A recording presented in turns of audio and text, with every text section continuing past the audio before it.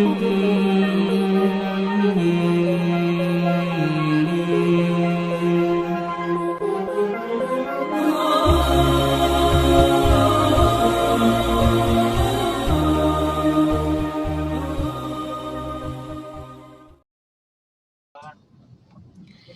sambil menunggu kita mulai dulu saja ya. A'udzubillahi minasyaitonirrajim. Bismillahirrahmanirrahim. Assalamualaikum warahmatullahi wabarakatuh.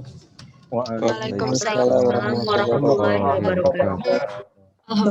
Alhamdulillahilladzi arsala rasulahu bil huda wa dinil haq liyudhhirahu ala dini kullihi wa kafa billahi syahida. Asyhadu an la ilaha illallah wa asyhadu anna Muhammadan abduhu wa rasuluh la nabiyya ba'da. Rabbi shrah li sadri wa yassir li amri wahlul 'uqdatam min lisani yafqahu qawli. Allahumma sholli ala sayyidina Muhammad wa ala ali sayyidina Muhammad kama shallaita ala sayyidina Ibrahim wa ala ali sayyidina Ibrahim innaka Hamidum Majid. Oke, selamat sore rekan-rekan semuanya. Selamat sore. Sore. Ya, alhamdulillah ya, sebentar lagi kita akan bergabung dengan Bapak Ustadz. Nah, sebelumnya atas berkat rahmat Allah dan atas izinnya sore hari ini kita bisa kembali bersilaturahim. Tadi walaupun secara virtual, mudah-mudahan tidak mengurangi esensinya. Tapi sebelum kita memulai silaturahim atau kajian kita sore hari ini, terkait dengan berita duka yang saat ini sedang melanda Indonesia atas syahidnya saudara-saudara kita di kapal KRI Nanggala 402. Kita hantarkan terlebih dahulu doa kepada saudara-saudara kita. Mohon kepada teman-teman yang ada di sini untuk mengirimkan doanya kepada saudara-saudara kita. Kita bacakan Al-Fatihah bersama-sama untuk mereka. Berdoa dimulai.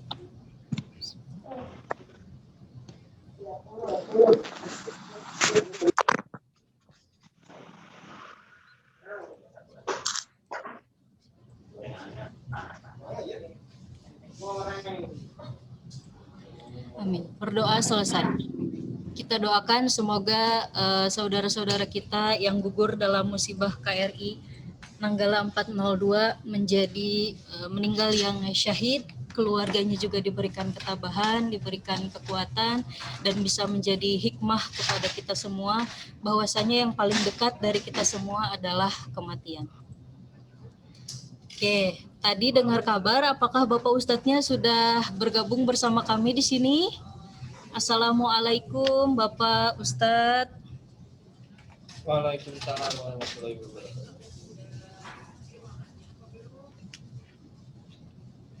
Oh.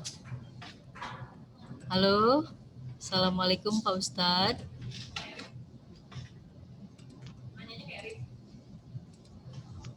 Waalaikumsalam warahmatullahi wabarakatuh. Alhamdulillah. Gimana Sehat, alhamdulillah. Bapak Ustadz sehat Pak? Alhamdulillah. Alhamdulillah sehat. Pak mau ngasih bocoran dulu sedikit Pak. Bapak itu ya, Pak Ustadz A.A. Amiruddin adalah salah satu Ustadz yang menjadi Ustadz favorit warga Infomedia Pak. Alhamdulillah. Karena setiap kali kami sedang membuat acara atau akan membuat acara, nama Bapak selalu ada dalam list penceramah yang ingin diundang oleh kami gitu Pak. Oh, terima kasih. Iya, karena ceramah-ceramahnya Bapak itu relatable gitu Pak dengan kita.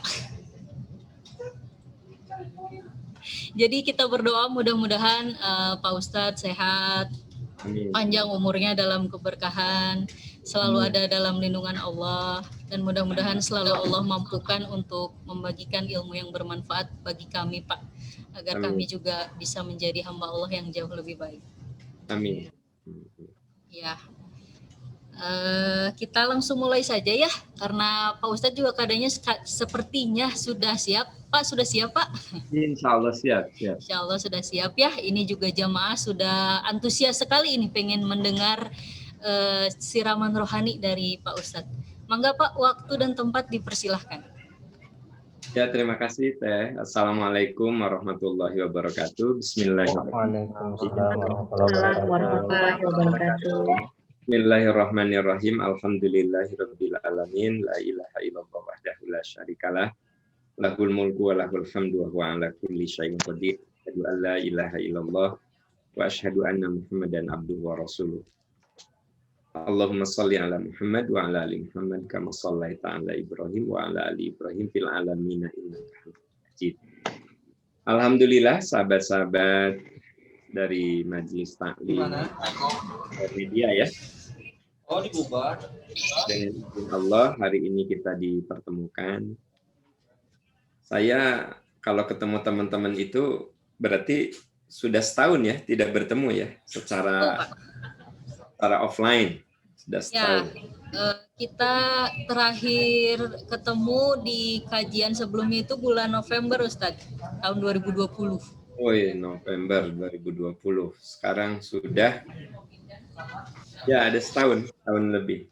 Ya, setahun kurang lebih. Ya, teman-teman sekalian, kita sekarang sudah ada di hari ke-14 bulan Ramadan ya. Saya ingin menghidupkan semangat Al-Quran, walaupun Al-Quran ini diyakini turunnya sekitar tanggal 17 Ramadan, tapi saya ingin membahas masalah itu karena kita sudah ada di belasan Ramadan.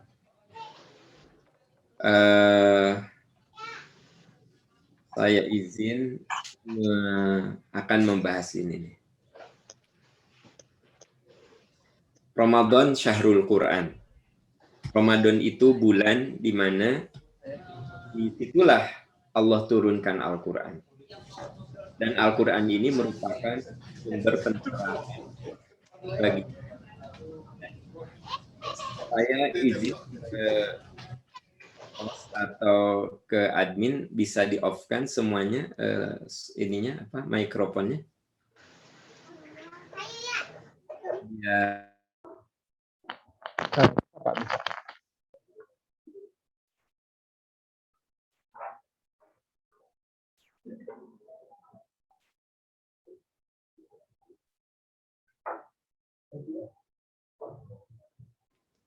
Oke.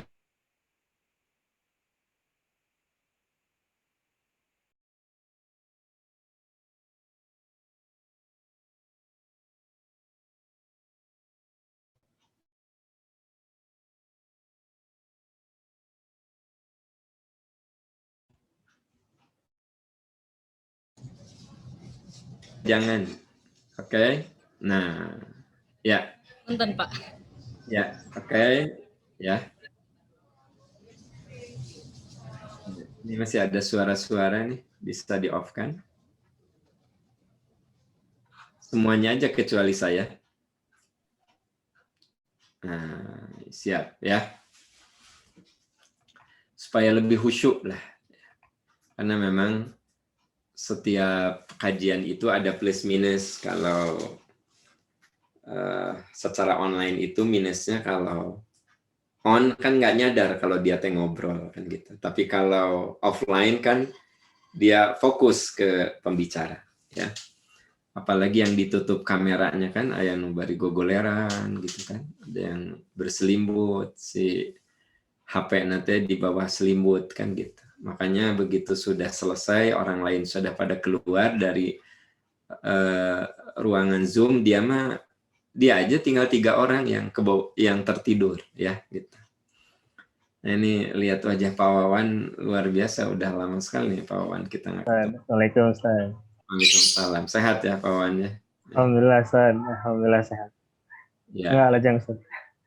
Oke, teman-teman sekalian, jadi saya ingin bahas yang ini aja. Terserah panitia misalnya udah ngumumin apa, ada kumaha saya kan pembicara gitu. Nah, teman-teman sekalian, kenapa saya bahas ini? Karena memang di bulan Ramadan itu eksplisit sekali Allah firmankan, Syahrul Ramadan alladzi unzila fihil Qur'an hudal linnas wa bayyinati minal huda wal furqan. Faman syahida minkumus syahra falyasumhu. Ini jelas sekali eksplisit. Bulan Ramadan adalah bulan yang di dalamnya diturunkan Quran sebagai petunjuk bagi manusia. Jadi Quran itu peta kehidupan bagi manusia. Dan dengan Al-Quran itulah kita bisa membedakan mana yang hak dan mana yang batil, mana yang benar dan mana yang salah.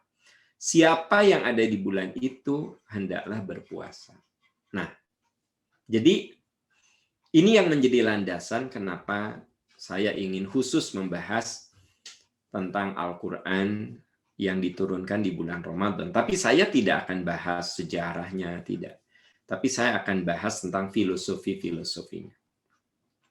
Kalau saya tanya, adakah di antara sahabat-sahabat yang tidak menginginkan kebahagiaan?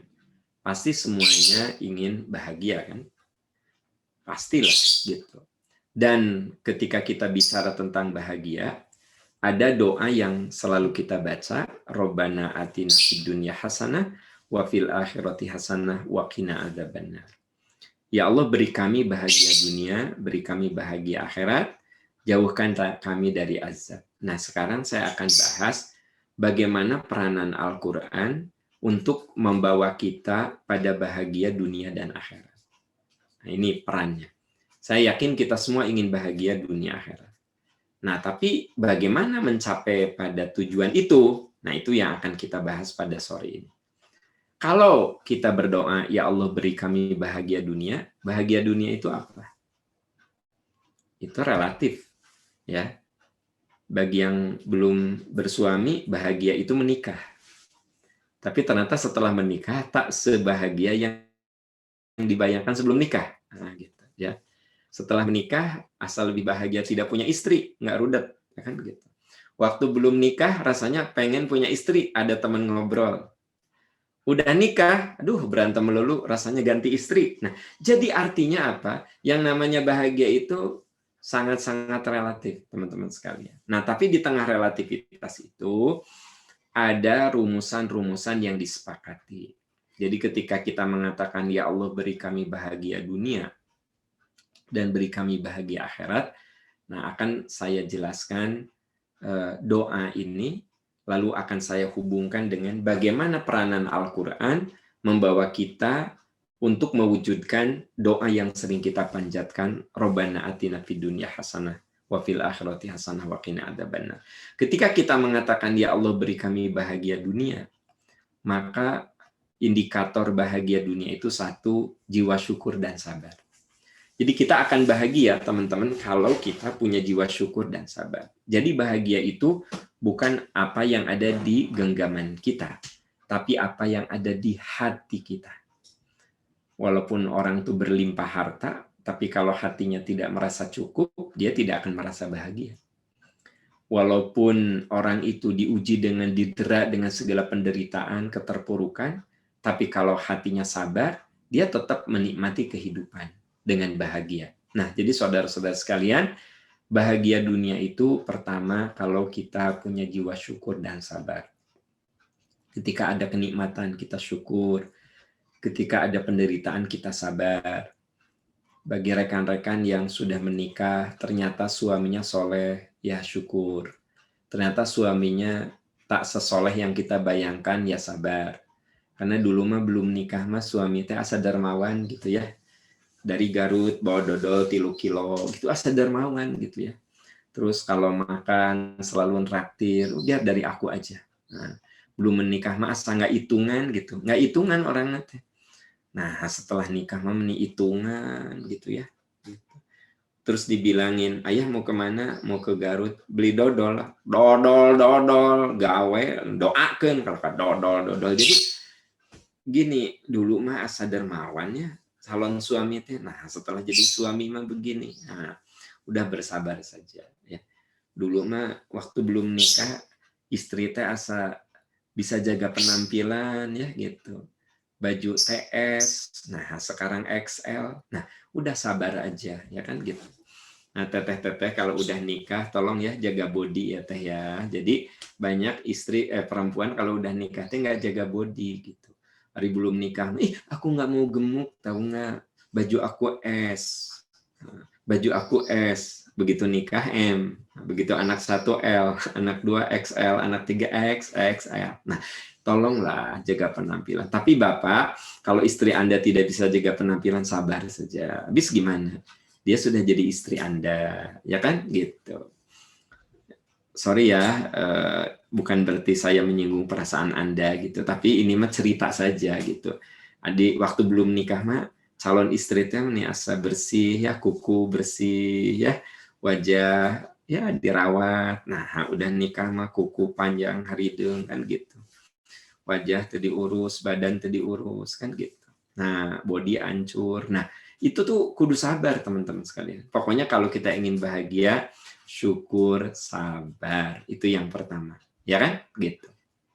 Yang kedua, kriteria bahagia itu 2 dan 3 saya langsung masukkan ya.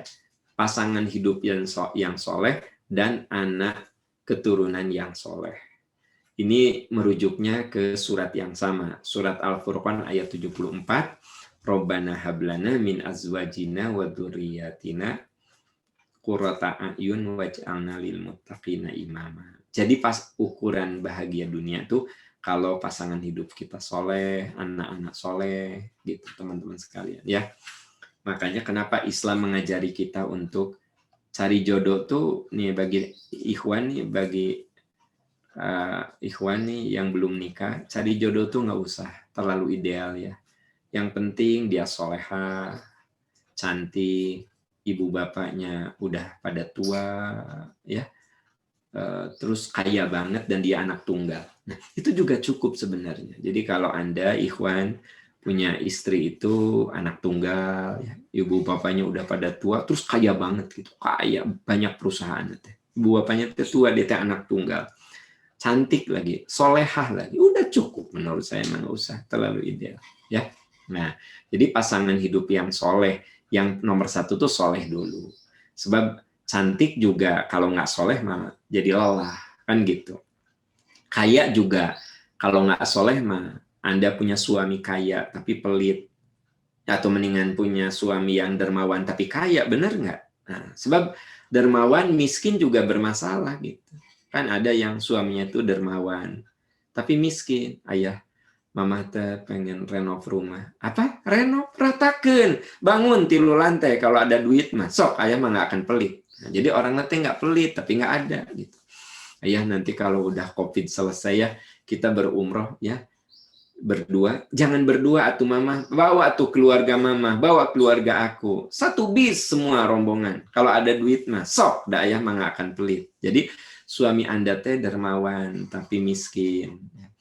Sementara yang satu lagi kaya tapi pelit. Nah, Anda mau yang mana?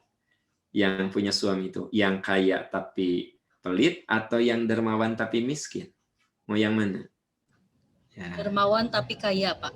Dermawan tapi kaya dan soleh. Nah, gitu kan? Nah, tapi kan hidup tak seperti yang kita inginkan. Hidup itu seperti yang kita jalani. Jadi apa? Ya sudah, syukuri, sabar, berjuang agar pasangan hidup kita soleh, anak-anak kita soleh. Teman-teman sekalian, ada orang yang duniawinya sukses. Wah, karirnya bagus. Tapi kalau anaknya gagal, apa kata orang-orang? Oh sih, jadi dirut. Wah, tapi budakna tuh karunya hancur sih. Nu hiji narkoba, nu hiji kamari maot tah. Ode, nu katilu wah teuing lah sering mabok tah. Nah, coba bayangkan teman-teman. Ya. Si ibu bapaknya mah sukses, tapi anaknya gagal. Orang bilang, kasihan ya. Ibu bapaknya sih sukses tapi anaknya aduh, kasihan deh, gagal anaknya. Nah, tapi boleh jadi ada orang yang ibu bapaknya biasa-biasa saja, tapi Masya Allah anaknya soleh, ya bager, pinter. Nah, itu jadi bahagia dunia. Jadi teman-teman sekalian, bahagia dunia itu kalau hati kita syukur dan sabar, punya pasangan hidup yang soleh, punya keturunan yang soleh. Nah, terus bahagia dunia itu kalau kita punya sahabat yang soleh. Jadi sahabat yang soleh itu sahabat yang kalau kita salah, dia ngingetin kita. Kasih tahu. Tapi kalau kita benar, dia mensupport kita. Sementara sahabat yang buruk, kalau di depan, sok muji-muji. Ya Allah, teteh, meni hebat, teteh, meni. Hari di belakang ngomongkeun geuleuh amit-amit aja jelema eta gitu. Kalau di depan mah muji ya, di belakang ngomongin, di depan muji, di belakang memfitnah. Nah, pasti Anda capek punya sahabat seperti itu. Tapi sahabat yang baik itu yang jadi cermin. Coba Anda kalau bercermin ketahuan kan? Apakah kerudung Anda menyon kan gitu. Tahu menyon? Jadi si penitiknya tuh ada di pipi menyon ya. Atau si ini apa masker kebalik kan gitu ya. Kebalik masker aku kan di sini langsung ada yang refleks pada pegang kerudungnya. Ibu-ibu mah gitu lamun menyon langsung refleks cepeng kan gitu. Nah, teman-teman sekalian, jadi teman yang baik itu kayak cermin. Cermin itu kan baik sekali sama kita. Karena kita bisa menemukan apa yang harus kita perbaiki. Nah, itu teman yang baik itu yang jadi cermin. Ya. Nah, Nabi Ibrahim pernah mengatakan, Robbi habli hukman wa alhiqni bis solihin.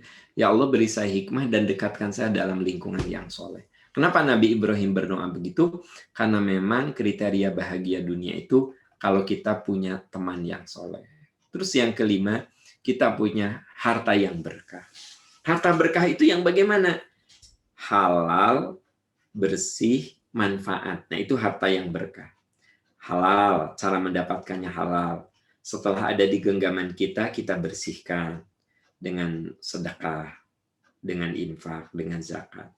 Terus manfaat, kita bisa menggunakannya secara proporsional. Nah, ini yang disebut dengan harta yang berkah. Nah, yang keenam, umur yang berkah. Umur yang berkah tuh orang yang makin tua, makin soleh, makin soleh, makin soleh, sehingga ketika dia dipanggil oleh Allah, dia sedang di puncak kesolehan. Nah, saudara-saudara sekalian, ini kriteria bahagia dunia. Jadi kalau kita mengatakan, ya Allah beri kami bahagia dunia, nah artinya kita minta 6 hal ini. Tapi Pak Aam, saya mah tidak punya semuanya, paling cuma 5. Udah alhamdulillah. Saya mau punya 4, alhamdulillah. Jadi sengaja saya sebutkan di sini supaya kita berjuang bisa meraihnya. Ya, supaya kita bisa berjuang untuk meraihnya. Sebab inilah kriteria bahagia dunia. Bagaimana saya dan Anda bisa mencapai ini? Nanti rumusnya tuh kita kudu menjadikan Quran sebagai peta. Jadi saya tuh sebenarnya bahas ini untuk menjelaskan Syahrul Quran. Ramadan itu bulan diturunkannya Al-Quran. Supaya manusia meraih bahagia dunia akhirat. Nah, kriteria bahagia dunia itu seperti ini gambarannya. Lalu kriteria bahagia akhirat bagaimana? Nah, bahagia akhirat itu dimulai dari husnul khotimah. Jadi teman-teman sekalian, yang namanya akhirat itu dimulainya bukan setelah kiamat, tapi setelah mati. Bagi orang yang sudah meninggal, itu sudah akhirat. Kenapa? Karena dia berada di masa penantian yang panjang. Kan akhirat itu ujung. Jadi kan hidup itu ujungnya mati. Betul akhirat itu bermakna hari kebangkitan, hari penghisaban. Betul itu.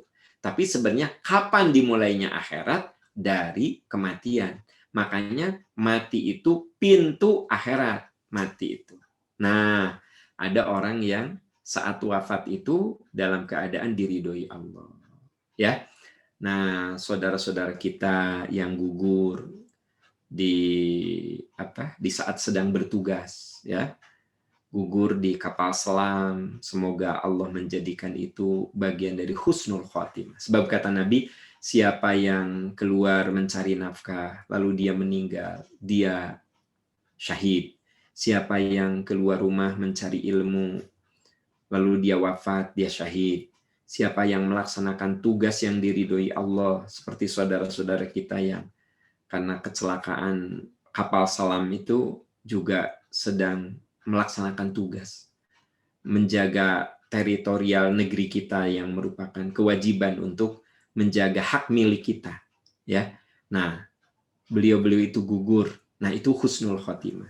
Jadi husnul khotimah itu orang yang wafat dalam keadaan Allah ridho sama kita. Makanya teman-teman kalau kita bekerja, luruskan hati, bisi saat bekerja itu Allah memanggil kita.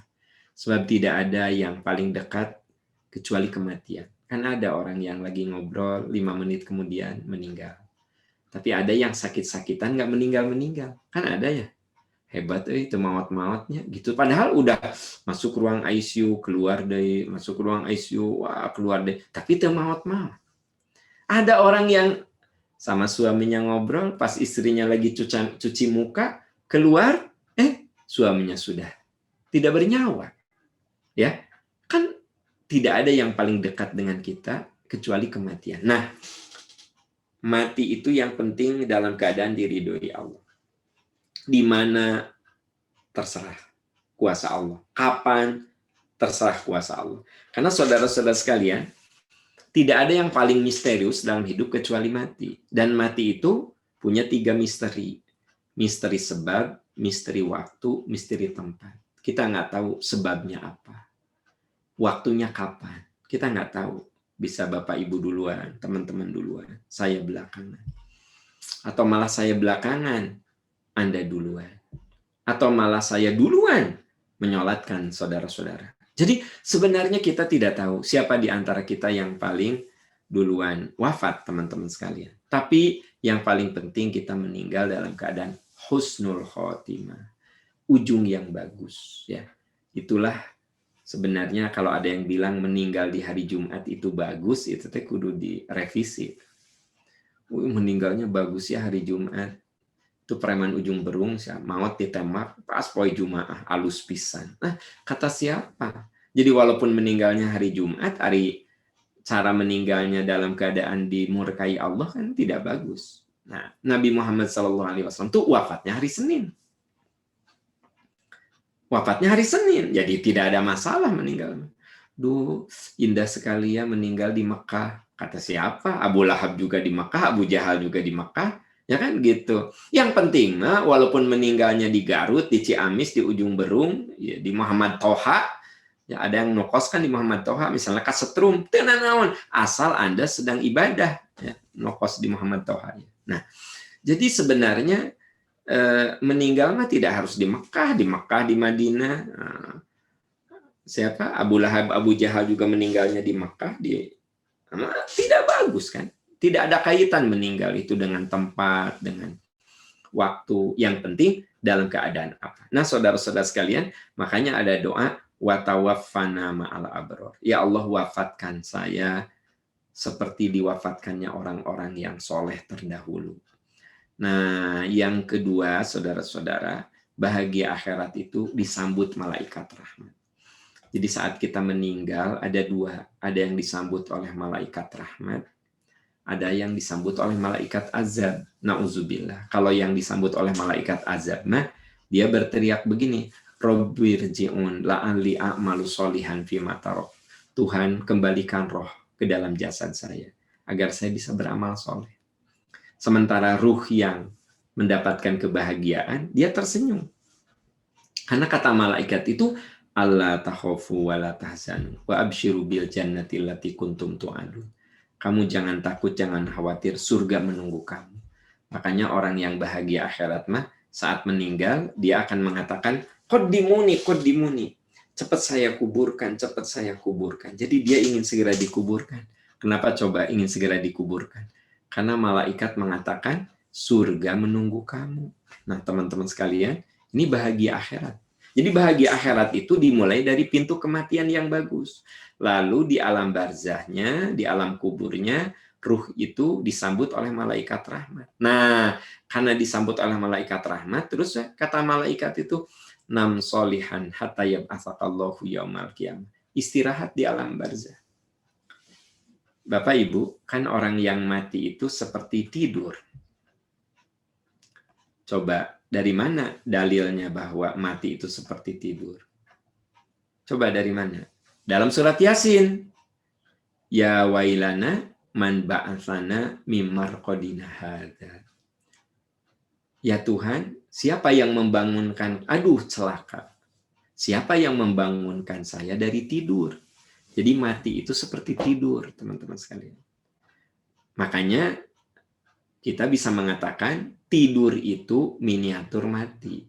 Mati itu tidur yang abadi. Ulangi coba kata-kata saya, liar gerak. Tidur itu miniatur mati. Mati itu tidur yang abadi. So, Tidur itu miniatur mati. Mati itu tidur yang abadi. Abadi. nah, udah ingat-ingat ya, awas. Nah, jadi kalau hari mati teh namanya mati teh ada miniatur gitu. Tidur miniatur mati tidur yang abadi. Tidur yang abadi. Dari mana itu? Dari doa kita. Coba buktikan. Alhamdulillahilladzi ahyana ba'dama amatana. Terima kasih Allah yang telah menghidupkan kami setelah Engkau mematikan. Jadi tidur itu miniatur mati. Tapi ku Allah dibangkitkan lagi. Dikembalikan lagi ruhnya. Sementara yang mati itu ya tidur yang abadi. Nah, tidur itu dua. Ada yang mimpi baik, ada yang mimpi buruk. Nah, orang yang mendapat bahagia akhirat, muridho alaihi maq'aduhu in kana min ahlil jannah fa min ahlil jannah. Kalau dia itu calon penghuni surga, maka di alam barzahnya dia tidur dalam keadaan seperti mimpi yang indah, mimpi surgawi gitu. Dan orang yang di akhiratnya buruk, dia itu di alam barzahnya seperti mimpi buruk, yaitu azab kubur. Makanya kita disuruh untuk berlindung diri. Allahumma inni a'udzubika min azabil qabri. Ya Allah, aku berlindung kepadamu dari azab kubur.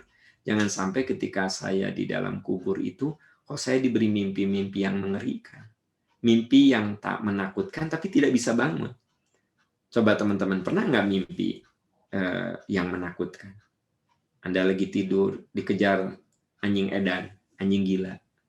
Anjing gila nanti 3. Anjing herder, anjing bulldog, anjing kampung. Tiluanana teh gila.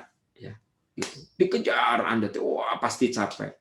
Sampai Anda di ujung jurang. Ternyata di bawah ada buaya. Anda pikir, daripada aku gila seperti anjing, mendingan dimakan buaya. Loncat, brug, ternyata jatuh dari tempat tidur. Nah, Anda terbangun. Apa? Anda senang. Alhamdulillah, ternyata itu mimpi. Kebayang nggak orang yang ada di alam barzah? Mimpinya nggak bangun-bangun. Mimpi buruk yang nggak bangun-bangun. Nah, makanya bahagia akhirat itu husnul khotimah, ruhnya disambut oleh malaikat rahmat. Lalu apa? Tidur nyenyak, istirahat di alam barzah. Lalu saat terjadi kebangkitan, mendapatkan ampunan dan surga. Nah, teman-teman perlu ingat ya, menurut surat ke-6 1 ayat 12, bahwa yaghfir lakum dzunubakum wa yudkhilkum jannatin tajri min tahtihal anhar. Jadi sebenarnya kita ini orientasinya kudu ingin dapat ampunan. Kan begini, banyak orang yang ini, aku baca Quran biar dapat pahala, aku sedekah biar dapat pahala, aku tahajud, aku tarawih biar dapat pahala. Salah enggak? Enggak salah. Tapi kalau Anda udah advance, udah bukan dapat pahala, aku ingin dapat ampunan. Aku tahajud ingin dapat ampunan. Aku sedekah ingin dapat ampunan. Aku baca Quran ingin dapat ampunan. Karena kalau orang udah diampuni, pasti diberi surga. Tapi kalau Anda beramal, pahala Anda, pahala saya belum tentu bisa menutupi dosa-dosa kita. Ya, coba cara berpikirnya dibenerin ya. Jangan gagal paham. Anda mah kalau ada amalan teu jelas pahalana teu melakukan. Paham hari pahala saum Senin Kemis apa? Ya saum sunnah. Teu jelas pahalana. Henteu saum. Kan gitu. Teu saum Senin Kemis, tapi nu pahalanya gede misalnya.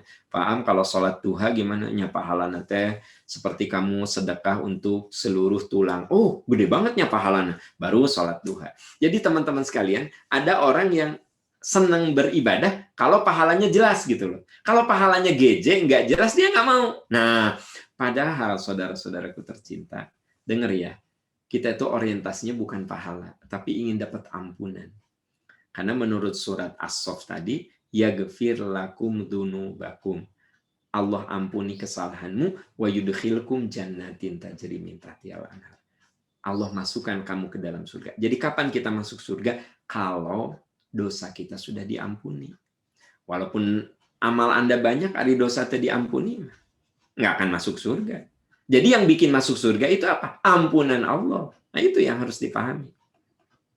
Nah, yang berikutnya, setelah dapat surga, berkumpul di surga. Jannatu adni yadkhulunaha wa man salaha min abaihim wa azwajihim wa dzurriyyatihim wal malaikatu yadkhuluna alaihim min kulli bab salamun alaikum bima sabartum. Mereka masuk ke dalam surga, berkumpul dengan orang-orang yang mereka sayangi. Ayah ibu mereka, kakek nenek mereka, pasangan hidup mereka, anak cucu mereka.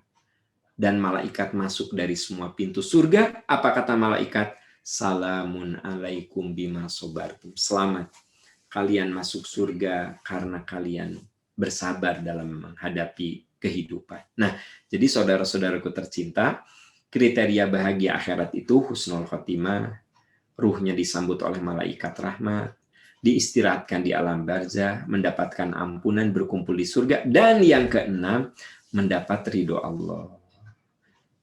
Ulaika innalladzina amanu wa amilus solihati ulaika hum khairul bariyah jazaohum inda rabbihim jannatu adnin tajri min tahtihal anharu khalidina fiha abada radhiyallahu anhum wa radu'an dzalika liman khasyya rabbah. Jadi menurut surat Al-Bayyinah, puncak kenikmatan tertinggi itu bukan surga tapi ridho. Jazaohum inda rabbihim jannatu adnin. Balasan bagi mereka adalah surga. Mereka kekal di dalamnya, radhiyallahu anhum. Allah ridho. Berarti puncak dari segala kebahagiaan akhirat itu dapat ridho Allah. Nah, teman-teman sekalian, jadi kalau kita dalam hidup ini ingin bahagia, itulah kriterianya. Ada 6 kriteria bahagia dunia, ada 6 kriteria bahagia akhirat. Ya. Jadi kalau kita mengatakan Robbana atina fid dunya hasanah, ya Allah beri kami bahagia dunia, beri kami bahagia akhirat. Nah, kriterianya itu. Pertanyaannya, untuk mendapatkan itu bagaimana caranya? Untuk mendapatkannya gimana caranya? Nah, inilah inti materinya adalah bagaimana kita menjadikan Al-Quran sebagai peta. Nah, ini jadi mulainya dari situ. Saya dan Anda, kita semua tuh nggak mungkin dapat bahagia dunia, bahagia akhirat sesuai kriteria-kriteria ini kalau kita tidak mencari petanya. Jadi Al-Quran itu GPS untuk meraih bahagia dunia akhirat. Al-Quran itu peta untuk supaya kita sampai pada bahagia dunia dan akhirat. Nah, jadi Quran itu sebagai nafas kehidupan supaya bahagia dan dunia dan akhirat. Saudara-saudara sekalian, bagaimana caranya agar kita bahagia dunia dan akhirat? 1, al-yakin. Apa itu al-yakin? Yakini bahwa Quran itu peta hidup terbaik. Kalau kita berada di satu tempat, sebut saja saya bukan orang Surabaya. Saya ke Surabaya. Kalau ingin efisien, saya sampai ke titik-titik tertentu yang ingin saya tuju supaya saya tidak tersesat, maka saya harus punya GPS, saya harus punya peta. Nah, kalau kita ingin bahagia dunia dan akhirat, jadikan Quran sebagai peta hidup terbaik. Ya ayuhan nas, qad ja'atkum mau'idhatum min rabbikum wa shifaa'un lima fis sudur wa hudaw wa rahmatul lil mu'minin. Hai manusia, sungguh telah datang kepadamu nasihat dari Tuhanmu dan juga obat yang ada di hatimu. Jadi Quran itu obat yang ada di hati. Kalau kita pendendam, ingin jadi pemaaf, coba telaah Al-Quran. Kalau kita pelit, ingin jadi dermawan, coba obati dengan Al-Quran. Kalau kita termasuk orang yang kurang bersyukur, coba baca Al-Quran supaya kita menjadi orang yang selalu berterima kasih. Jadi Quran itu syifa'ul lima fis sudur, obat hatimu. Dan sebagai petunjuk rahmat bagi orang beriman. Jadi kalau kita ingin bahagia dunia akhirat, 1 al-yaqin. Yang kedua, ta'allumul Quran. Pelajari Al-Quran. Rasulullah setiap malam didatangi oleh malaikat Jibril. Malaikat Jibril selalu turun pada malam di bulan Ramadan, membacakan ayat-ayat Quran kepada Nabi. Itu yang memberikan isyarat bahwa kalau kita ingin bahagia dunia dan akhirat, ta'allumul Quran. Pelajarilah Al-Quran. Quran sebagai kitab suci pencerahan, kita akan bisa membedakan yang hak dan batil dengan mempelajari Quran. Nah, orang yang mempelajari Al-Quran, teman-teman, itu ada 3 level, ya. Jadi yang mempelajari Quran itu ada 3 level. Pertama adalah qiraah. Kalau qiraah itu membaca Quran, tapi masih banyak yang salah bacaan. Jadi baca Al-Baqarah teh alaman, gitu. Maksudnya alif lam mim. Begitu baca Yasin, orang lain mah Yasin, dia mah Yasa, gitu. Ari gaya diheulakeun gitu ya. Gaya mah Yasa. Maksudnya merenan Yasin. Tapi bagi yang belum belajar, ya nggak apa-apa. Kata Nabi, walladzi yaqra'uhu wa yata'atta falahu ajran. Orang yang membaca Quran terbata-bata, masih belajar, masih banyak yang salah, asal dia mau belajar, falahu ajron, baginya 2 pahala. Ya. Nah, yang kedua, tilawah. Kalau tilawah itu membaca Quran sudah benar bacaannya. Ya. Bukan berarti bacaannya kudu sekali berqori internasional, enggak. Anda ambil Al-Qur'an, yang penting makhorijul hurufnya benar. Anda buka A'udzubillahi minasyaitonir rajim wa ibadur rahmanil ladzina yamshuna 'alal ardi hauna wa idza khatabahumul jahiluna qalu salama walladzina yabituna lirabbihim sujjadan wa qiyama. Kan tidak harus ya bagus dan tidak makan kumaha kualitas suara. Ya enggak? Jadi yang penting apa? Benar panjang pendeknya gitu. Benar cara pelafadannya. Ya urusan suaranya kayak saya kan jelek kalau baca Quran suaranya. Ya tidak apa-apa, yang penting panjang pendeknya benar. Nah, itu tilawah, teman-teman sekalian. Jadi ada yang disebut dengan qiraah. Qiraah itu bacaan Quran tapi masih banyak salah bacanya. Kalau tilawah itu udah benar bacaannya. Nah, ada lagi tadabur. Kalau tadabur itu membaca Quran dan berusaha memahami makna yang ada di dalamnya. Anda baca terjemahannya, baca tafsirnya. Nah, itu namanya tadabur. Jadi setiap orang punya posisi, ada yang baru qiraah, belajarlah terus. Bagi yang tilawah, rutinkan Anda tadarus. Bagi yang tadabur, alhamdulillah, perdalam Al-Quran. Nah, itu level-level dalam ta'allumul Quran, mempelajari Al-Quran. Jadi, bagaimana caranya supaya kita bahagia dunia dan akhirat? 1, al-imanu bil Quran. Jadikan Quran peta hidup kita. Yang kedua, ta'allum. Pelajari Al-Quran. Tapi belajar saja nggak cukup. Yang ketiga adalah tatbiqul Quran. Amalkan Al-Quran. Pelan-pelan, sedikit-sedikit. Apa yang sudah bisa kita amalkan, amalkan. Tsumma awrathnal kitabal ladzina astafaina min ibadina. Kami turunkan, kami wariskan kepada orang-orang yang kami pilih. Al-Quran itu kami turunkan pada orang yang kami pilih. Di antara hamba-hamba kami. Jatuhlah pilihan Allah kepada Nabi SAW. Lalu Nabi membacakan ayat Quran kepada kita. Maka di antara kita ada yang zolimuli nafsih, melanggar, melawan, memberontak, tidak mau diatur dengan Al-Quran. Wa minhum muqtasid, di antara mereka ada yang mau mengamalkan, tapi yang pokok-pokoknya saja. Ada nggak di sini yang kalau sholat cuma yang wajibnya saja, nggak pernah rawatib? Kalau puasa cuma Ramadan saja, saum-saum lain nggak pernah dilakukan, kan gitu. Itu namanya muqtasid, melakukan yang wajib-wajibnya saja. Ya, melakukan yang wajib-wajibnya saja. Nah, tapi kalau teman-teman di sininya kelihatannya masuk kategori ketiga. Sabiqum bil khairat. Berlomba dalam kebaikan. Berlomba-lomba dalam kebaikan. Sabiqum bil khairat. Nah, teman-teman sekalian, jadi kita dalam tatbiqul Quran, mengamalkan Quran, berjuanglah kita semua untuk sabiqum bil khairat, mengamalkan Quran, berlomba berbuat kesolehan. Nah, jadi kalau kita ingin bahagia dunia akhirat, pertama al-imanu bil Quran, yang kedua ta'allumul Quran, belajar Quran, yang ketiga tatbiqul Quran, amalkan Quran, yang keempat apa? Yang keempat ad-da'watul ilallah, dakwatul Quran, mendakwahkan Al-Quran.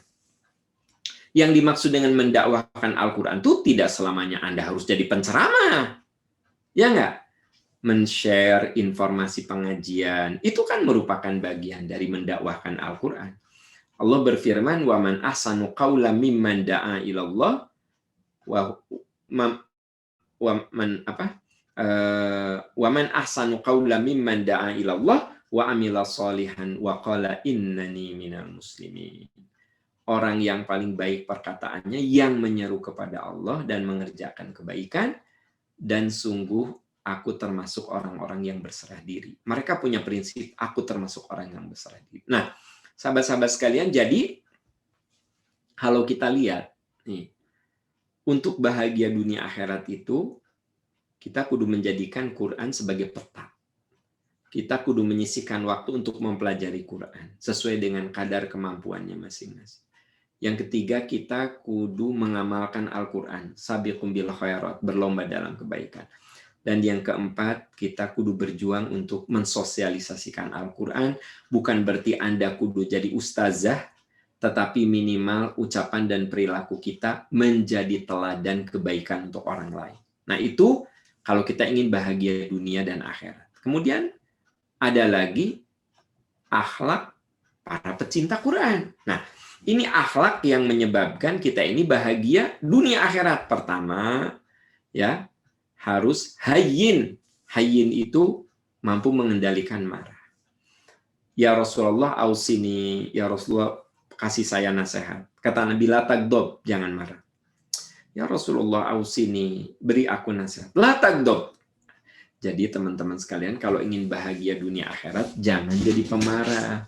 Jangan baperan, jangan emosian gitu. Kalau kita jadi istri gampang marah, nanti suami cari ketenangan di tempat lain kan gitu. Udah istrinya atau udah ngomel aja, marah-marah melulu gitu. Kalau jadi pimpinan jangan gampang marah-marah, tetapi cari solusi. Gawe teh marah di, ya kan gitu. Kalau jadi bawahan tuh jangan marah-marah melulu.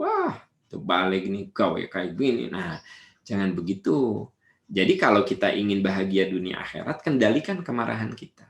Nah, yang kedua, saudara-saudara, lain, santun dalam tutur kata dan perbuatan. Rasulullah itu orang yang santun, lembut dalam tutur kata dan perbuatannya. Jadi Nabi itu tutur katanya juga santun, ya gitu. Makanya manggil istrinya juga Humairo. Apa itu Humairo? Pipi yang merona. Awas ya, jadi Humairo itu bukan kemerah-merahan. Karena kalau kemerah-merahan mah blush on. Kita kemerah-merahan. Kalau Humairo mah merona. Jadi artinya kulit Siti Aisyah teh putih. Jadi kalau dicandain malu, nah merah. Kalau istri Anda kan nggak putih, nggak kuning langsat, tapi sawo matang busuk. Nah, bukan Humairo atau mah Humaireng, saudara-saudara kan gitu. Genek kalau dalam bahasa Garut mah genek gitu. Nah, jadi teman-teman sekalian, Nabi itu sangat lembut ya. Istrinya selalu dipuji kalau bikin makanan. Kamu enak makanannya gitu ya. Nah, biasanya kalau istri suka dipuji, dia makin semangat untuk masak, ya kan gitu. Jadi Pak, biasakan kalau istri masak tuh dikasih penghargaan. Walaupun di meja teh no gungkul masak nate ya. Telur dadar, telur balado, ya kan gitu. Telur asin, ya kan gitu. Telur rebus gitu. Jadi dalam satu meja itu ya, semuanya telur, cuma yang satu di balado. Puji ayah, mama, ini proteinnya luar biasa. Ini bikin ayah kuat, sehat nih mah gitu ya gitu. Tapi untuk mamah mah jangan terlalu banyak besi jerawatan mah gitu ya. Jadi apa tuh ayah ya campur-campur saja. Nanti ada telur, ada tempe, nggak usah telur semua ini telur semua gitu ya. Kebayang nggak sama Anda? Cerita nama istri kreatif, kan gitu. Telur teh segala gitu. Nah, teman-teman sekalian, Nabi itu orang yang santun ya. Lembut tutur katanya, tidak kasar. Nah, yuk, kalau kita ingin bahagia dunia akhirat tuh, jadilah orang yang lembut. Tutur kata kita bagus, sopan. Anda jadi karyawan, sopan. Itu teh dipikar resep ku teman, ku pimpinan gitu. Anda pinter, tapi orangnya tuh sopan. Kalau udah ngeritik teh angkat tangan. Menurut saya bla bla bla. Itu teh jadi dipikar resep. Walaupun mungkin Anda pintar kan gitu. Bagus sih. Tapi karena cara Anda teh sopan, jadi nggak bagus juga. Nah, jadi teman-teman sekalian, yuk kita menjadi orang yang berakhlak Al-Qur'an supaya kita bahagia dunia akhirat. Kendalikan marah kita. Jangan jadi pemarah, jangan baperan. Jangan emosian. Yang kedua apa? Jadilah orang yang santun dalam perilaku dan tutur kata. Orang santun itu pasti dipikar resep. Nah, ya. Nah, kemudian yang ketiga adalah qorib, ramah dan menyejukkan. Selalu kita orangnya itu ya kalau ngomong menyejukkan. Itu qorib tuh. Bapak kalau istri pulang dari salon, mamah dari mana? Dari salon. Pantesan gelis, tak menyejukkan. Jadi istri teh asa teu sia-sia gitu 2 jam wajahnya dioprek, dicongkel-congkel kan gitu dipermakan gitu, dicongkel-congkel, perih gitu. Pas pulang teh, "Mama nih bersih gitu, gelis." Nah, dipuji ya Pak. Nah, itu namanya ramah, menyejukkan. Jangan sampai mama pulang dari mana? Dari salon. Di salon? Saya beda, asa sama aja kata ayam. Di salon seberapa? 400.000. Mendingan beli bea 4 karung saya 400.000 teh. Kan gitu. Nah, jadi coba omongan kita itu bisa menyejukkan orang lain, ya kan gitu. Selalu mengapresiasi gitu. Ya. Teman pakai kerudung baru, teteh meni seger, gelis gitu. Ya, ulah ya mah. Hah? Hari mana taplak meja naon ya teh. Nah, jadi ya hari taplak meja tong dijadikan kerudung. Iya taplak meja nu kieu. Jangan bilang gitu lah. Ya kalau misalnya ada temen yang kerudungnya kayak taplak meja, ya bilang aja, "Ya Allah, kamu seger banget." Ya berbunga-bunga gitu. Itu ya. Nah, ayeuna pakai kerudung putih juga yes ya maneh mah juga mayit ya. Eta wajah sepa pakai kerudung bodas juga mayit ari maneh si dandan saeutik atuh. Nah, jangan gitu. Jadi orangnya tuh menyejukkan teman-teman sekalian. Jangan gitu. Teman pakai kerudung beureum, sia diteungar ku ieu ku nanti ku banteng sia. Awas kade sia. Banteng mah pasti ngarahna teh ka nu beureum tah gitu. Nah, jadi maksudnya ngomongnya itu kudu menyejukkan lah, menyejukkan ya gitu. Teman-teman sekalian, nah ini akhlak para pecinta Quran. Yang keempat sahal. Sahal itu mempermudah urusan. Dia orangnya itu nggak ribet gitu ya. Kan ada orang yang jelimet pisan orang itu ya gitu. Ini mah orangnya tuh simple ya gitu ya. Kamu mau dioleh-olehin apa? Terserah lah, yang penting mah kamu selamat. Simple kan? Ya nggak? Misalnya gini, Pak Wawan, saya nih lagi di Aceh, mau oleh-oleh apa? Pak Wawan mah kan orangnya teh sahalnya. Pak Am, nu penting mah Pak Am selamat. Terus saya cakap lah Pak. Gitu. Tekedah repot-repot oleh-oleh. Nah, itu teh sahal. Kan aya nu kieu nya. Pak Wawan, saya lagi di Aceh nih. Mau oleh-oleh apa? Kayak Pak Amnya browsing dulu. Nah, coba Pak Am cari no headset teh geuningan urang teh jadi lieur. Coba urang teh ka ditu teh keur tugasnya. Coba kudu nyari oleh-oleh nu pokoknya mah saya mah pengen ini gitu kan gitu. Nah, teman-teman kalau ditanya sama teman, mau oleh-oleh apa? Jangan bikin orang sulit. Udah aja, apa aja yang penting kamu selamat. Makasih ya udah ingat sama aku. Cukup gitu. Kamu mau dioleh-olehin apa? Bentar ya, aku browsing dulu.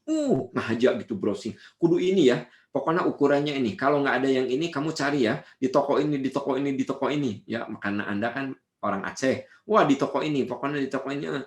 Ya Allah, jadi orang tuh ini ribet banget sih. Gitu. Mah, nanti kita buka di luar yuk. Ayah, alhamdulillah. Tak itu sahel. Gampang. Mah, kita buka di luar yuk. Di mana dulu? Kudu dibahas kayak bisi murahan gitu kan. Ya Allah, kan ayah istri nu gitunya diajak buka bersama. Buka di luar yuk. Hayu, ayah, alhamdulillah. Itu sahel tuh ya kayak gitu. Mah, buka di luar. Di mana dulu? Coba budgetnya ada berapa coba budgetnya? Terus uangnya gimana? Di koperasi apa asli punya papa? Kalau akan makan di luar, kita di koperasi, kita dipotong di tiap bulan, nambung mama. Jadi orang ribet kan gitu, ribet. Gitu teman-teman sekalian. Ya. Nah, kalau teman-teman di Siman lah sahel, ya kan gitu. Pak bisa ngisi ceramah enggak? Ya hayu, asal waktunya cocok Pak Wawan. Simple gitu. Ya kan gitu. Pak bisa ceramah kayak pesertanya berapa orang? Pesertanya berapa orang? Ya, gitu. Nah, ini yang hadir siapa saja? Yang hadir siapa saja? Bos-bos hadir nggak? Gitu. Enggak, kita-kitanya ya udahlah. Kalau kita-kita ini masa nggak bisa. Nah, gitu. Ayah penceramah nu ribet gitu. Kudu ada itu, kudu ada ini. Wah, persyaratan nanti sederet kan gitu. Tapi ada juga penceramah, nu penting mah waktu cocok. Nantinya diatur dulu. Oke, cocok. Hari ini jam segini. Oke, jalan gitu. Wah, ayah nu persyaratan tangga deret. Nah, kalau pecinta Quran mah sahel, gampang lah gitu ya. Nah gitu. Nah kayak teteh-teteh ya cari jodoh tuh jangan yang rumit-rumit, yang gampang lah tuh. Kasep, pinter, benghar ya, prospek cukup kata saya. Gitu. Ya enggak. Jadi nggak usah ribet gitu. Ya sahel aja. Teteh hari teteh punya jodoh ya. Aku mau penting lalaki ya. Eta penting mah lalaki. Terserah lah ya orang Sunda, orang Jawa, mana gitu terserah. No penting mah orang mah benghar soleh, geus cukup. Dah soleh hari miskin makan orang ge capek, Nah, benghar soleh gitu. Ayeuna soleh tapi miskin kan capek orang teu bisa umroh, teu bisa haji gitu kan gitu. Teu bisa bayar fidyah. Nah, jadi orang malah simpel we, nu penting mah boga gawe, manehna teh nya gajina minimal 12 juta kaluhur kan gitu. Ya udah aku mah mau dengan yang kayak gitu. Nu penting mah kasep lah gitu. Nah, teman-teman kan simple orang nantinya. Sahel. Nah, jadi ini akhlak pecinta Quran, teman-teman sekalian. Nah, terus ada lagi jujur.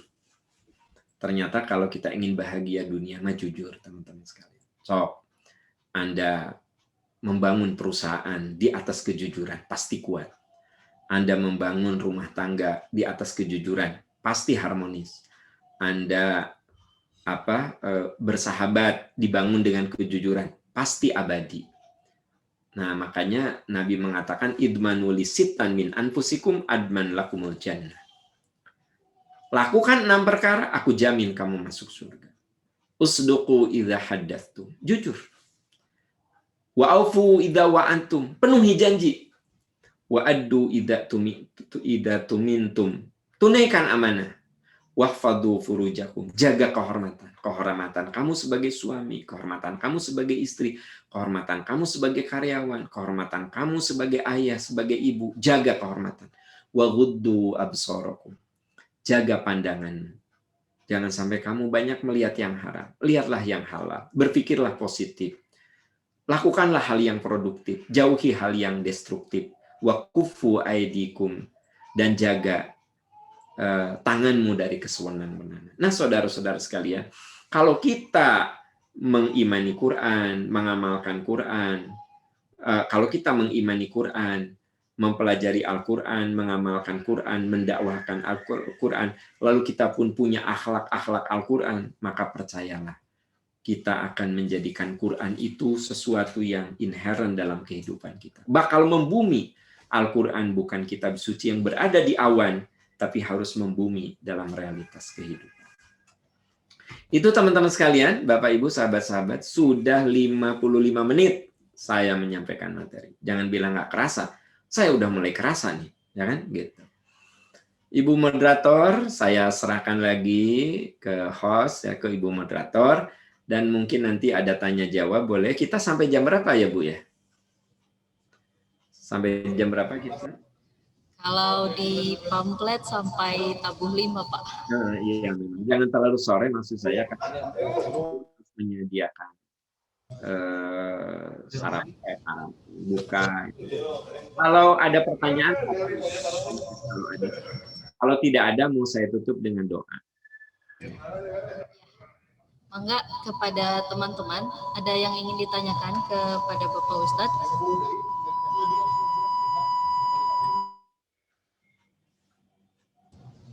Boleh kalau ada yang mau bertanya, bisa langsung bertanya sama Pak Ustadz, atau biar lebih kondusif, bisa di chat aja ya, biar nanti pertanyaannya saya sampaikan ke Pak Ustadz. Mangga. Di chat aja boleh. Ya. Yuk, teman-teman yang ingin bertanya kepada Pak Ustadz. Atau harus diduluin ini tes sama saya? Boleh teh dipancing kali ya. Lah ya, sambil nungguin yang lain lah ya, saya mau bertanya sama Pak Ustadz. Pak, kan Al-Quran itu menjadi peta kita untuk bisa selamat dunia dan akhirat ya Pak. Terus kan tadi salah satunya juga harus ditadaburi gitu, harus dipelajari, harus bisa diamalkan juga. Nah tapi Pak, untuk kita-kita nih ya, kadang kita tuh suka ketika kita ketemu dengan ayat, ini mah aplikasinya gampang dilaksanakan. Tapi ketika kita bertemu dengan ayat, aduh iya mah aplikasinya agak berat nih, nanti lagi weh dilaksanakan. Nah itu bagaimana Pak? Cara menyikapinya gitu. Itu pertanyaan yang bagus teman-teman sekalian. Ada ayat yang mengatakan fattaqullaha mastata'tum. Takwalah kamu kepada Allah semampu yang kamu bisa. Jadi teman-teman, amalkan dulu yang Anda bisa. Ya. Yang penting terima dulu ya, bahwa itu kewajiban, tapi saya belum bisa. Iman saya masih lemah. Nggak apa-apa. Sekarang yang Anda bisa apa? Lakukan saja. Nah, kayak begini. Pak Am, saya baru bisa sholat, Pak Am. Tapi saya belum bisa menutup hijab. Ya, sampai sholat dulu. Terus saya sholatnya diterima nggak? Iya, diterima. So, belajar nanti. Pakai hijab bertahap. Kalau memang kamu belum bisa sekaligus. Gitu. Jadi artinya, memang kalau bicara, ya Pak Am, bukankah langsung mengamalkan? Iya, tapi latar kabun atau bakon antobak. Allah berfirman, kamu itu bisa saja kualitasnya meningkat setahap demi setahap. Gitu. Jadi teh, sebenarnya kita bisa aja mengambil yang memang bisa kita lakukan aja. Oh ini aku bisa lakukan, aku kerjakan ini. Aduh, ini aku rasanya belum bisa nih. Ya bermohonlah kepada Allah agar aku bisa melakukannya. Nah, gitu. Kalau amal ya. Tapi kalau dosa, kudu bisa. Beda, tolong ya. Kalau dosa, kudu bisa ditinggalkan. Kalau amal, boleh yang kita bisa. Nah, gitu. Ya. Aduh, aku nih masih suka mabuk. Cepat, ambil bertahap dah. Minimal, gelas, nanti setengah gelas. Kalau dosa, mah kudu langsung ditinggalkan. Tapi kalau ibadah, nah itu boleh bertahap. Aduh, aku mah tahajudnya cuma bisa baru 2 rakaat. Boleh kok Anda tahajud 2 rakaat. Aku mah baru bisanya 4 rakaat. Boleh 4 rakaat. Nah gitu. Nah gitu loh ya. Gitu Teh. Mohon Pak, hatur nuhun. Ini ada pertanyaan yang masuk Pak. Bagaimana cara agar kita tetap konsisten dalam menjadikan Al-Quran sebagai peta atau pedoman hidup kita di tengah berbagai ujian yang amat sulit? Seperti itu pertanyaannya, Pak. Oke. Jangankan yang bersifat spiritual, yang bersifat duniawi juga, itu yang susah konsisten. Contoh. Coba, Anda tahu teman-teman, cara berbuka yang sehat, tidak bicara agama, yang sehat. Cara berbuka yang sehat gimana? Mulai dengan buah yang tidak disentuh oleh apapun. Alamiah. Kurma, ya kurma saja. Nanti kurma, saya nggak punya kurma, Pak. Ada semangka. Ada pisang. Pisang teh tong dikolak, kok mau jeng digoreng mah, gitu. Ada apelnya saja. Nah itu yang sehat, ya. Nah tapi coba melakukan hal ini, susah kan? Makanya sunnahnya berbuka itu dengan kurma dan dengan air bening. Itu sunnahnya. Yang wajib itu dengan bala-bala, saudara-saudara. Makanya ada yang lebih mendahulukan yang wajib dan menomorduakan yang sunnah. Ya kan gitu. Jadi yang wajib itu bala-bala sama gehu, sama tempe goreng, gitu, sama cireng dan seblak. Nah itu wajib. Sementara kurma itu sunnah. Makanya karena sunnah kadang dilaksanakan, kadang tidak. Nah contoh itu sederhana. Suatu yang benar, padahal menurut ilmu kesehatan mah seperti yang dicontohkan Rasul. Perut kita 14 jam kosong. Nah, jangan langsung dihajar dengan minyak. Jangan, tapi berilah buah yang gampang diserap, buah yang banyak airnya seperti semangka, belimbing, gitu kata dokter gizi. Ya kalau kurma nggak usah diomongin, tapi kan tak semua orang punya kurma kan gitu lah. Nah, gitu maksudnya. Lalu setelah itu minum. Setelah makan buah dan minum, sholat. Supaya perut kita tidak kaget. Ya, baru setelah itu makan pun dikunyahnya santai. Memasukkan makanan ke mulut juga cuma dengan 3 buah jari. Maksudnya sendoknya itu seperempat sendok gitu. Dikunyah. Coba, itu teh menurut agama dan kesehatan. Bisa nggak kita istiqomah? Susah. Apalagi hal-hal tadi, menjadikan Quran sebagai pedoman, dahsyat banget itu. Ya, itu lebih susah lagi. Jadi gimana tuh Pak? Caranya pertama, alladzina yastami'una qaula fayattabi'una ahsana. Kita kudu sering mendengarkan nasihat. Fadzakir in nafa'atidz dzikra. Karena nasihat itu bermanfaat, berguna. Jadi manusia itu makhluk yang harus diingatkan berulang-ulang. Coba kita pakai masker itu udah setahun lebih. Maret ke Maret, April, udah 14 bulan, 13 bulan. Ada nggak yang masih kudu diingatkan kan? Kan masih salah. Pakai masker, jaga jarak, cuci tangan. Pakai masker, jaga jarak, cuci tangan. Anggar, ya kan? Kita langgar. Padahal itu tuh kan diulang-ulang nasihatnya. Nah, jadi teman-teman, apalagi agama. Jadi memang yang harus diperhatikan itu, kita kudu sering mendengar nasihat. Kemudian kita mencari atmosfer yang mendukung. Jadi teman-teman kudu cari orang-orang yang bisa saling menguatkan, saling mengingatkan. Kamu taraweh? Nyanyi atuh adik kamu kudu taraweh. Nah gitu. Jadi adik kamu taraweh henteu. Adik kamu mau teu kudu sih, da taraweh mah sunah adik kamu. Jadi kan dimentahkan kan gitu. Nah, gitu. Adik kamu Ramadan iya udah sabar juz. Aku baru 1 juz. Oh, 1 juz. Ih, teman-teman kita mah udah ada yang 7 juz, 15 juz, hebat ya. Nah, yuk kita mah atau naikin lagi digas yuk, digas. Lebih cepetin lagi tuh. Rajin lagi baca Quran. Kalau atmosfernya bagus, ya, gitu. Adik kamu Ramadan iya udah berapa juz ya? Udah 14 hari. Kakara 1 juz. Tena naon babaturan orang mah aya 2 ayat ya. Babaturan orang nyangan ayat 2 ayat. Kamu mah sajud geus alus atuh, geus kudu rajin-rajin teuing. Nah, jadi kan ada teman yang malah membunuh semangat kita. Begitu Teteh ya. Kayaknya udah jam 5 nih. Ya, udah jam 5, Pak. Tapi ini ada satu lagi, boleh nggak? Boleh terakhir. Ya, Pak. Ya, ini terakhir, pertanyaan terakhir. Assalamualaikum, katanya. Waalaikumsalam warahmatullahi wabarakatuh. Pak Ustadz, izin bertanya, bagaimana supaya lebih mencintai Al-Quran? Terima kasih banyak, Pak. Ya, ada peribahasa yang mengatakan tak kenal maka tak sayang. Kalau Anda mau cinta, Anda harus mengenali lebih jauh lagi. Artinya apa? Berusahalah untuk memahami kemukjizatan Al-Quran, keutamaan Al-Quran, bagaimana Al-Quran itu pengaruhnya terhadap diri kita. Nanti makin Anda mengenal mana, Anda makin cinta, makin sayang, makin ingin berkomitmen dengan Al-Quran. Itu rumusnya sederhana tapi susah. tak kenal maka tak sayang. Makanya ada ayat fa'lam annahu la ilaha illallah. Pelajari terus, telaah terus, nanti kamu akan mencintainya. Gitu. Ya, salah satu rumusnya. Masih banyak rumus yang lainnya. Gitu. Itu Teteh. Mohon, tak kenal maka ta'aruf ya Pak. Ya. Kenalan. Ya. Kenal maka tak tanya. Ya, paling seperti itu saja untuk pertanyaan atau tanya jawabnya.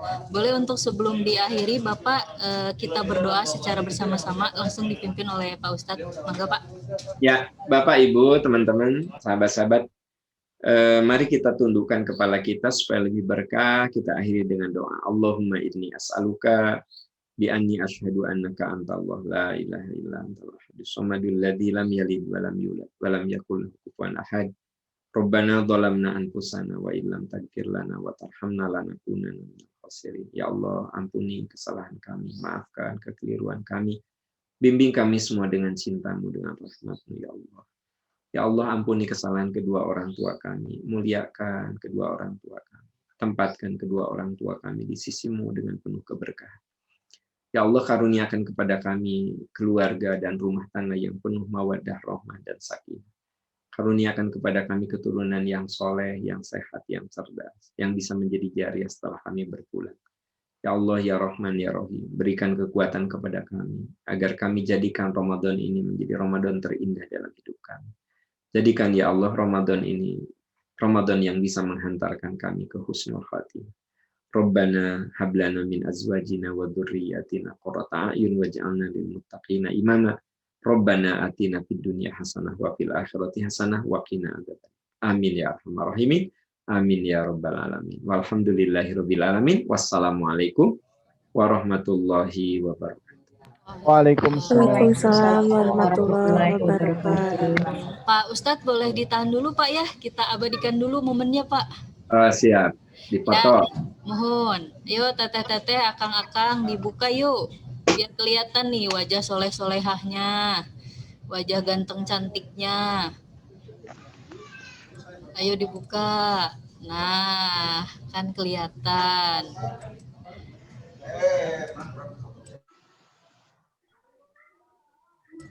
Yuk, masih ada nih yang videonya belum dibuka.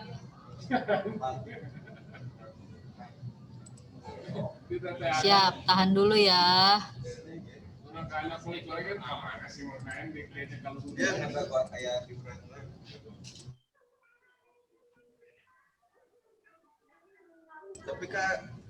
Sakdapnya Pak.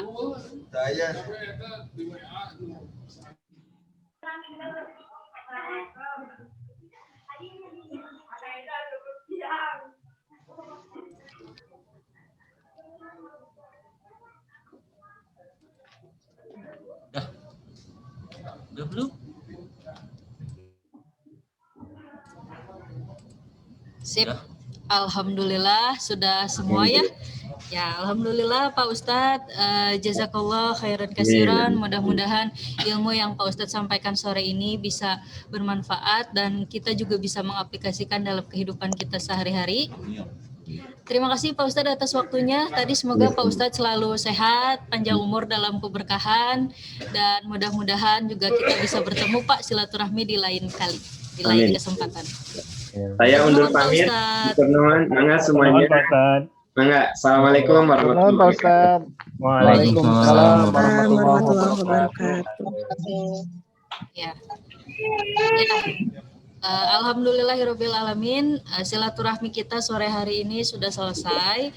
Teman-teman, terima kasih banyak yang sudah meluangkan waktunya. Mudah-mudahan kita bisa bertemu di lain kesempatan. Insya Allah nanti akan ada satu kajian lagi ya, Pak Ustadz Wawan. Ya, insya Allah. Ya. Saya Leoni, jadi mohon maaf nih karena memang kita merencanakan ya. Ya. Hari ini juga karena Ustaz minta dimajukan untuk pengajiannya. Insya Allah ini sedang coba komunikasi sama Ustadz Handi Boni. Mudah-mudahan di minggu depan Ustadz Handi Boni. Walaupun sampai sekarang belum ada jawaban lagi nih dari Ustadz Handi Boni. Oh iya, ya mudah-mudahan. Insya Allah kalau misalnya Pak Ustadz Handinya sudah ngasih jawaban, minggu depan kita di hari Rabu lagi ya? Insya Allah. Ya, Mudah-mudahan. amin. Mudah-mudahan Allah mudahkan segala hajat dan urusan kita. Ya, sekali lagi terima kasih banyak ya untuk teman-teman yang sudah bergabung. Tetap jaga kesehatan, tetap jaga protokol kesehatannya, jaga jarak, menggunakan masker, terus minum dan makanan yang sehat. Semoga Allah lancarkan puasa kita sampai dengan akhir nanti. Mudah-mudahan juga Allah meridhoi segala aktivitas kita, segala amal soleh kita. Kita tutup silaturahmi kita sore hari ini dengan membaca istighfar dan hamdalah. Astagfirullahaladzim. Alhamdulillahirabbil alamin. Dan doa kifaratul majelis. Subhanaka Allahumma wa bihamdika asyhadu an la ilaha illa anta astaghfiruka wa atubu ilaik. Wassalamualaikum warahmatullahi wabarakatuh. Waalaikumsalam warahmatullahi wabarakatuh. Nuhun Ustaz Wawan. Oh, Pernuhun sadayana